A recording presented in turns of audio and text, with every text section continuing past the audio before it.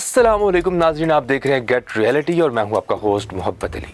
नाज़रीन, आज की ये वीडियो महज एक खबर नहीं बल्कि तारीख का वो लम्हा है जिसे दुनिया बरसों याद रखेगी। गजा की जलती सरजमीन पर आखिरकार अमन की पहली किरण नमूदार हो चुकी है।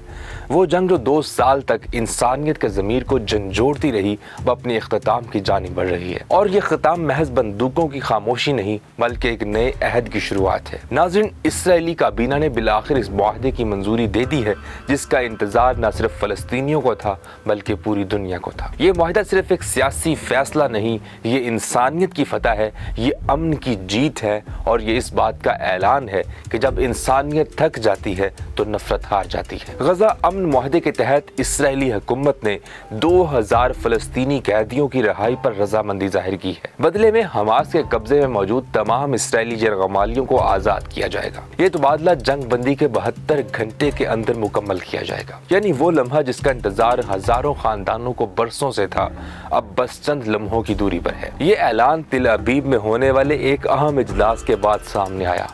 इस इजलास में इसराइली वज़ीर आज़म नेतन्याहू के साथ अमरीकी नुमाइंदा खसूसी स्टीव विटकोफ और साबिक अमरीकी सदर डोनाल्ड ट्रंप के दामाद जेरेड कुशनर भी मौजूद थे। ये वही लम्हा था जब बरसों की सफारती कोशिशों का फल हकीकत में बदलने लगा। नेतन्याहू ने काबीना इजलास से खिताब करते हुए कहा कि हमने 2 साल मुसलसल लड़ाई लड़ी ताकि अपने मकासद हासिल कर सके और इनमें सबसे बड़ा मकसद यरगमालियों की वापसी था जिसे हम अब हासिल करने जा रहे हैं। नेतन्याहू ने खुले दिल से एतराफ़ किया कि ये कामयाबी डोनाल्ड ट्रंप और उनकी टीम के बगैर मुमकिन ना थी। ये अल्फाज इस बात का सबूत हैं कि आलमी सियासत के पेचीदा मोड़ों पर कभी कभार एक लम्हा ऐसा भी आता है जब सब इख्तलाफात भुलाकर एक मकसद के लिए दुनिया इकट्ठी हो जाती है और वो मकसद है अमन। नाज़रीन, अमरीकी हकाम के मुताबिक गजा में एक मुश्तरका टास्क फोर्स तश्कील दी जा रही है और इस फोर्स में मिस्र और कतर के फौजी शामिल होंगे, मगर कोई अमरीकी फौजी वहां नहीं जाएगा। ये फोर्स अमन मुआहदे की निगरानी करेगी ताकि किसी भी मुमकिन खिलाफ वर्जी को रोका जा सके। दूसरी जानिब फ़लस्तीनी सदर महमूद अब्बास ने इसराइली टीवी को इंटरव्यू देते हुए कहा कि जंग बंदी के बाद उम्मीद है कि गजा मगरबी किनारे और पूरे खित्ते में अमन, सलामती और इस्तेहकाम कायम रहेगा। आज का दिन तारीखी है, खून रेजी खत्म हो गई है। ये अल्फाज सिर्फ एक बयान नहीं बल्कि एक थकी हुई कौम की गहराइयों से उठती हुई दुआ है। वो दुआ जो माओ ने बच्चों की कब्रों पर बैठकर मांगी, वो दुआ जो हर अजान के बाद हर बर्बादी के मलबे से निकली और अब इन्हीं दवाओं ने रंग ला दिया है।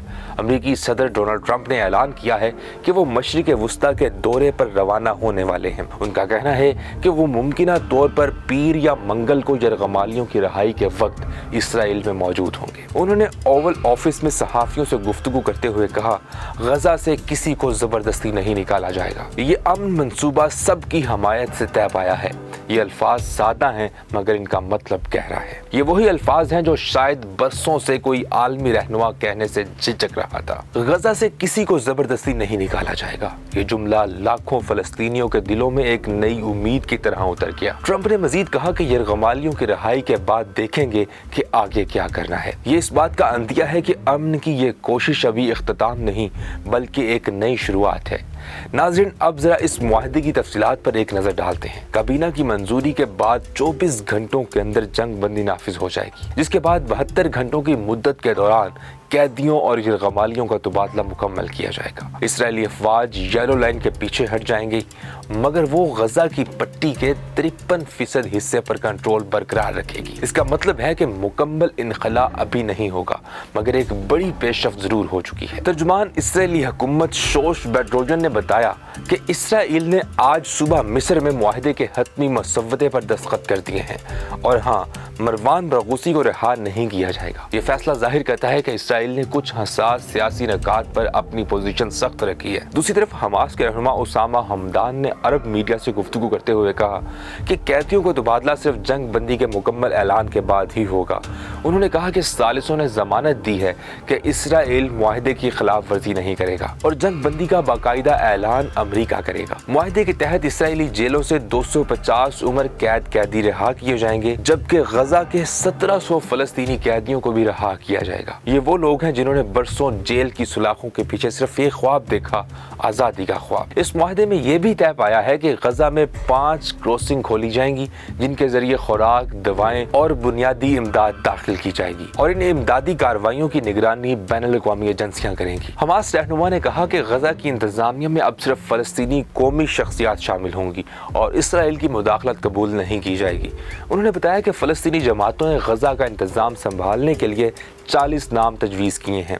ये तमाम इक़दाम इस बात का इशारा हैं कि शायद पहली बार गजा में एक ऐसा सेटअप बनने जा रहा है जो खुद मुख्तार भी होगा और पुरअमन भी। और अब आते हैं इस अमन अमल के उस पहलू पर जिस पर शायद कम बात की जा रही है, पाकिस्तान का किरदार। जी हाँ नाज़रीन, पाकिस्तान ने इस अमन अमल में पसे पर्दा एक खामोश मगर मजबूत किरदार अदा किया है। पाकिस्तान ने मिस्र, कतर और तुर्की के साथ मिलकर सफारती सतह पर फलस्तीनी क़यादत और आलमी कुव्वतों के दरमियान राब्तों को मुमकिन बनाया। पाकिस्तान ने अक़वाम मुत्तहिदा और OIC में मुसलसल ये मौक़िफ़ रखा कि मसला फ़लस्तीन का हल सिर्फ मुज़ाकरात से मुमकिन है और यही मौक़िफ़ आज आलमी सतह पर कामयाब हुआ।